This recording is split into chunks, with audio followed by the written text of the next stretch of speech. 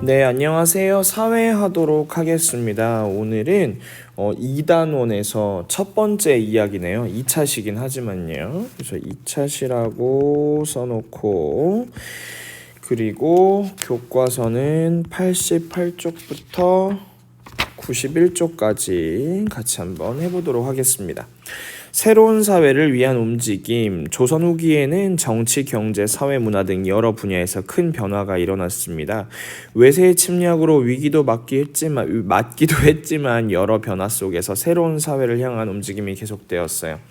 이러한 변화는 사람들의 생활에 어떤 영향을 주었을까요? 수원 8달문이라고 했는데 우리가 수원 8달문을 알기 위해서는 수원 화성을 먼저 알아야 되고요. 수원 화성을 알기 위해서는 정조를 알아야 되겠죠. 정조를 알아야 되고, 정조를 알기 위해선 영조를 알아야 돼요. 근데 선생님이 여러분들이 지금 영화를 몇 개를 봤으면 좋겠는데, 일단 사도라는 영화를 강추합니다. 사도라는 영화를 강추하는데, 조선의 전쟁이 나고 나서 숙경영이니까 경종 다음에 영조인데, 영조는 장기 집권을 했어요. 그래서 영조의 아들이 정조이냐, 영조의 아들이 정조이냐? 아닙니다. 이거 되게 유명한 사건이죠. 영조의 아들은 누구냐면은, 영조의 아들은 사도세자예요. 사도세자. 사도라는 영화를 보면 이 배우 유아인 배우가 사도세자 역할을 하고, 이제 사도세자의 부인인 해경궁 홍씨는 문근영 배우가 역할을 하는데, 이제 영조 아버지가 아들을 싫어해서 죽였다기보다는 옛날은 우리가 이해할 수 없는 권력의 암투가 있잖아요. 신하들 간의 알력의 그것에 희생된 사람이라고 생각을 할 수가 있습니다. 이렇게 생긴 이제 쌀통이라고 하죠.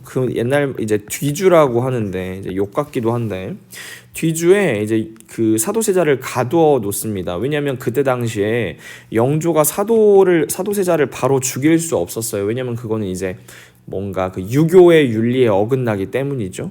그렇다고 사도세자를 자살을 하게 만들 수도 없었던 게, 자살을 하는 것도 효에 어긋나기 때문에 죽이지도 않으면서 자살도 안 하면서 사도세자를 죽일 수 있는 방법으로 이런 잔인한 방법을 택했던 것 같습니다. 영화 사도와, 그리고 이제 드라마의 이산이라는 드라마가 있어요. 근데 이제 이산은 아마 정조의 이름이 이산일 거예요. 정조 이산. 정조 이산 배우 이름이 기억이 안 나는데, 아무튼 정조 이산, 이 드라마랑 영화를 좀 볼 것을 좀 추천을 드리는데, 어쨌든 사도세자는 권력의 희생양이었어요.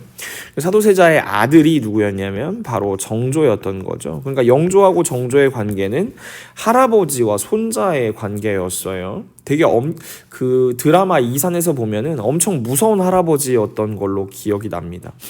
일단 어쨌든 간에 자기 아들을 이렇게 잔인하게 죽였다는 데서, 물론 능력이 있는 왕임에 틀림은 없었어요, 영조가. 여러분, 한국을 빛낸 100명의 위인들에서 영조대왕 신문고 있죠. 영조대왕 신문고, 정조규장각 이런 거 있지 않아요, 그죠? 신문고는 예전에 1학기 때 사회에서 인권 나올 때 자기가 억울한 일을 당했을 때 이 북을 친다 이런 거 나왔던 것 같고.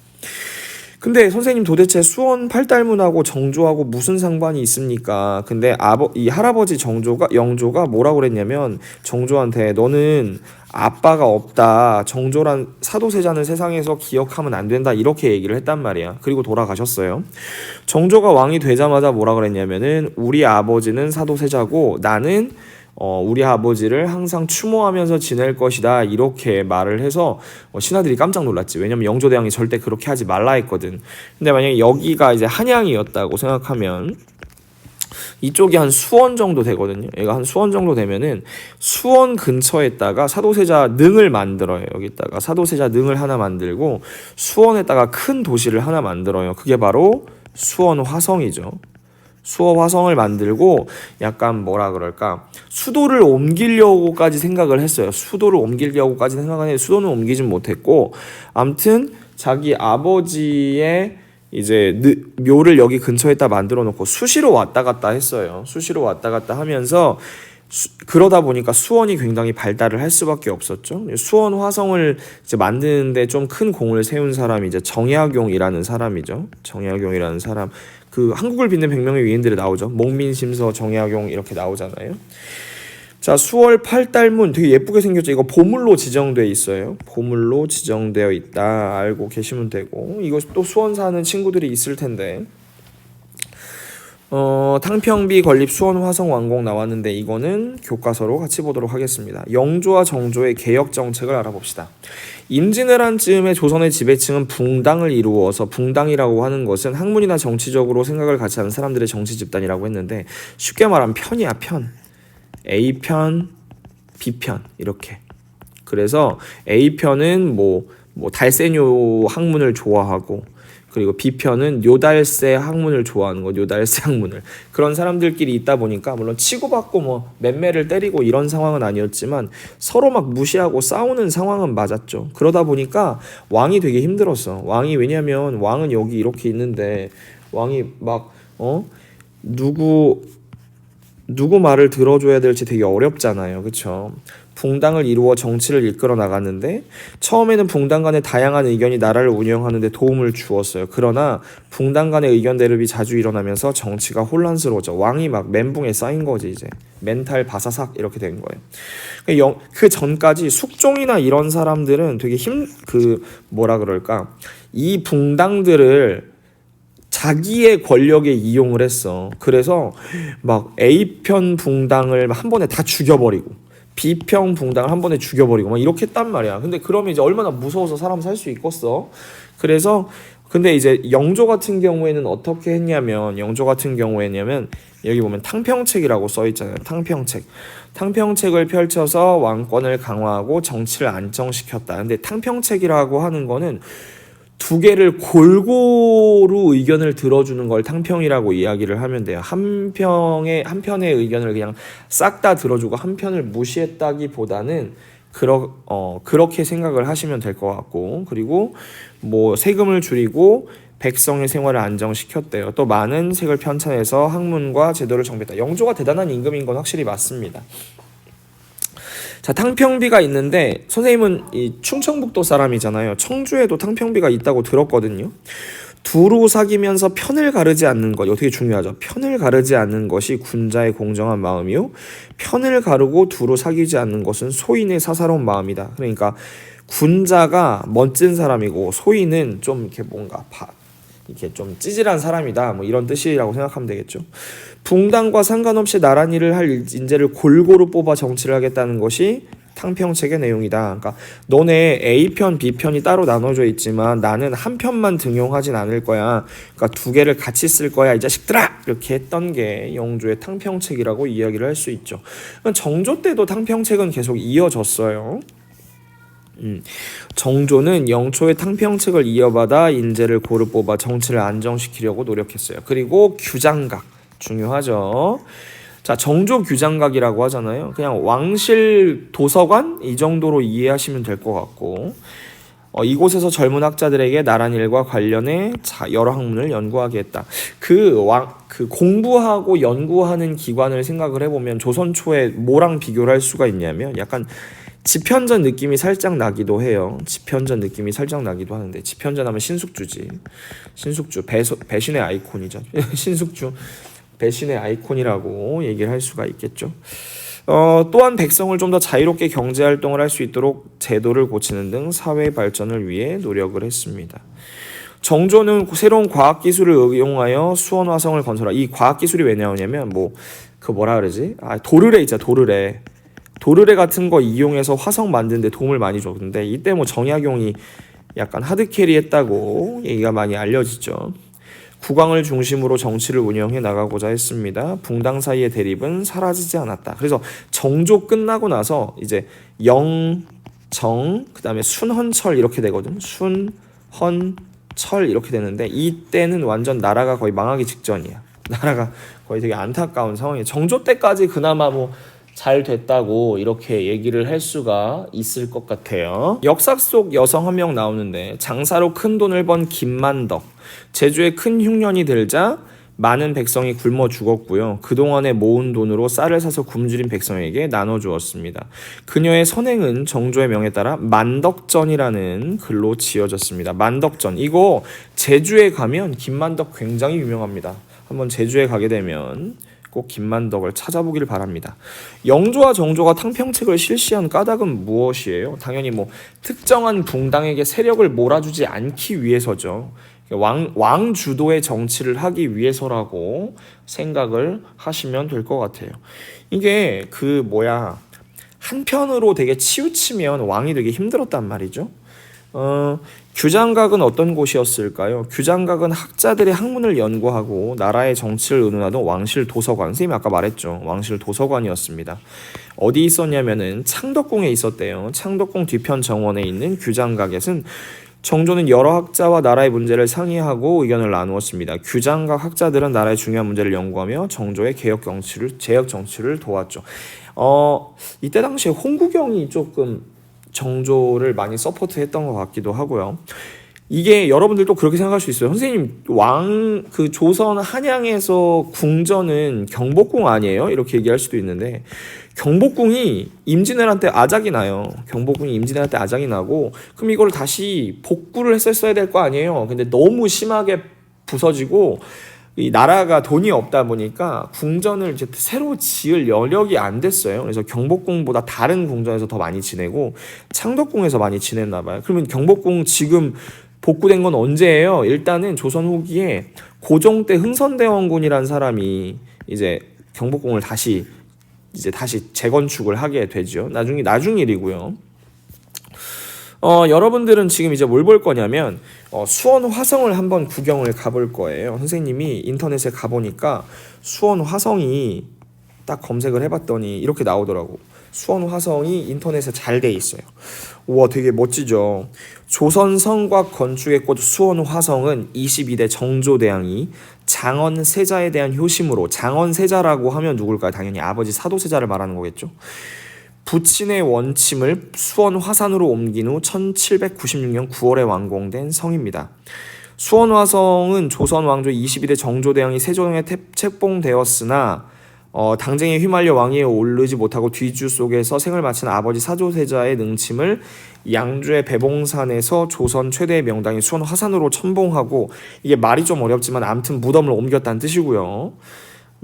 여기 보면은 선생님이 여러분 보여줄 건 약간 사이버 투어 느낌? 근데 그거는 한번 보여줬으면 좋겠는데, 이 팔달문, 그죠? 팔달문 보면 보물 402호, 그리고 팔달의 의미는 산 이름이 팔달이어서 문도 팔달이고 사방 팔방에 배와 수레가 모인다, 약간 이런 뜻이라고 해요.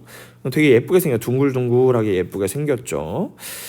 실제로 우리가 사이버 투어로 한번 구경을 해볼게요. 선생님도 솔직히 자세히는 모르는데, 선생님은 항상 장안문 쪽에서 들어왔어요. 위쪽에 장안문 쪽에서 들어오고, 여기 보면은 장안문에서 팔달문까지 한 번에 일자로 이루어져 있잖아요. 그렇죠? 장안문 보면은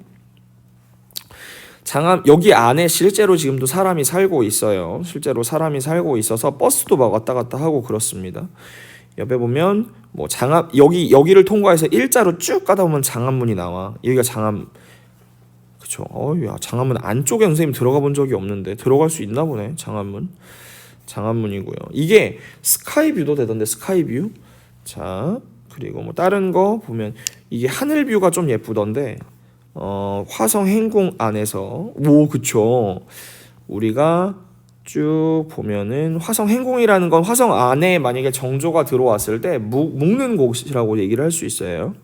되게 특이한 건 화성 행궁 오른쪽에 학교 모양이 하나 있잖아요. 여기다 학교를 짓고 학교로 지어져 활동을 했었는데, 여기를 고치는 중간에 화성 행궁의 문화재가 발견이 된 거예요. 그래서 지금은 이걸 학교를 사용하고 있지 않아요. 이쪽으로 보면 멀리 보이는 요게 장안문이 되고요. 요게 장안문이 되고, 그리고 반대쪽으로 넘어오면 이쪽에 문이 하나 또 있죠. 요거 잘 안 보인다. 요거 문 있죠. 이게 아니야, 이게 장안문이고 이쪽이 반대쪽이 팔달문이구나. 이게 장안문이죠. 이게 장안문이고 반대쪽으로 넘어가 보세요. 슝슝슝슝. 그래서 요게 팔달문이다. 그러니까 되게 큰 모양인 걸 알 수가 있어요. 우리 다른 쪽에 혹시 스카이뷰를 볼 수 있는 걸 한번 볼까요? 창룡문에서 보면 여기서 활을 쐈나 봐요. 그렇죠? 동장대. 선생님은 이쪽을 많이 봤던 것 같아요. 창룡문. 오호. 그리고 이게 실제로 아직도 사람들이 이 그 성 안에 살고 있습니다. 장안문이 이쪽이면 팔달문이 이쪽이네요. 팔달문이 이쪽이고 장안문. 뭐 다른 문도 보여드릴까요? 화홍문은 약간 이렇게 여기 물 질질 나왔는데 선생님이 다닐 때는 좀 물이 없을 때 했나 보다. 물이 막 나왔어요. 선생님들 작년에 선생님 학생들 데리고 수학여행 갔었거든요. 여기 수원 화성으로. 오, 예쁘죠? 그리고 또 다른 데 어디 가볼까? 이번에는 동북 강루. 여기 올라가서 앉아가지고 사진 찍었던 기억이 나네요. 포르는 당연히 포를 쐈던 곳이겠죠? 포를 쐈던 곳이고 여기 안에 학교도 있어요. 아직 학교도 있습니다. 여기 학교 있네요. 그렇죠? 여기 학교 있고요. 선생님이 기억이 나서 얘기를 했어요. 스카이뷰로 볼 수 있는 데는 또 어디 있어? 서장대. 오, 그렇군. 서장대. 혹시 안 가본 친구가 있으면 근처에 경기도나 이런 데 살고 있으시면 한 번쯤은 진짜 가보기를 추천하는 예쁜 곳입니다.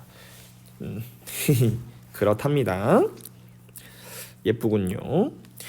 자, 넘어가서 보겠습니다. 수원화성 건설에 숨어있는 과학기술 찾아보기. 수원화성에 건설된 과학기술을 찾아봅시다. 수원화성은 조선의 새로운 과학기술과 지식을 활용돼서 건설되었고요. 설계도 같은 거, 여러분 설계도인데 설계도가 이름이 화성성역의궤예요. 이거 중요한데 화성성역의궤고 수원화성은 정조 시기에 우수한 과학 기술뿐만 아니라 건축물의 예술적 가치 또한 인정받아서 모로 유네스코 세계 문화유산으로 등재가 되었습니다. 일제강점기와 6.25 전쟁 때 크게 훼손되었었는데 설계도가 있었잖아요. 설계도가 있었기 때문에 복원을 무사히 할 수가 있었습니다. 여기 보면 뭐 있어요 이거? 도르래 막 이제 이게 도르래의 원리를 이용해서 큰 돌을 나를 수 있었다는 것이죠. 그걸 이제 거중기라고 얘기를 해요. 이거 뭐 정약용이 발명했다고 선생님 어렸을 때 배웠었는데 도르래를 이용해 적은 힘으로 무거운 물체를 들어 올리는 이건 농로. 농로는 높은 곳으로 옮기는 장치가 농로라고 해요. 어쨌든 도르래를 이용하였다. 뭐 새로운 과학 지식은 수원화성을 건설하는데 어떤 도움을 주었어? 당연히 뭐 편하게 만들었겠죠. 편하게 만들고 더 튼튼하게 만들었다. 뭐 튼튼 그리고 뭐 시간을 줄여줄 수도 있겠죠. 시간 줄여줘. 왜냐하면 무거운 거를 쉽게 들 수 있으니까 튼튼하게 지었을 것이다. 시간을 줄여주었을 것이다. 이렇게 이야기를 할 수 있겠죠. 선생님하고 같이 화성 사이버 투어 누리집을 한번 봤죠? 네, 오늘은 여기까지 하면 좋을 것 같고요. 다음 시간에는 뭐 하냐면 다음 시간에는 어디 하냐? 조선 후기의 문제를 해결하고자 했던 노력에 대해서 한번 같이 보도록 하겠습니다.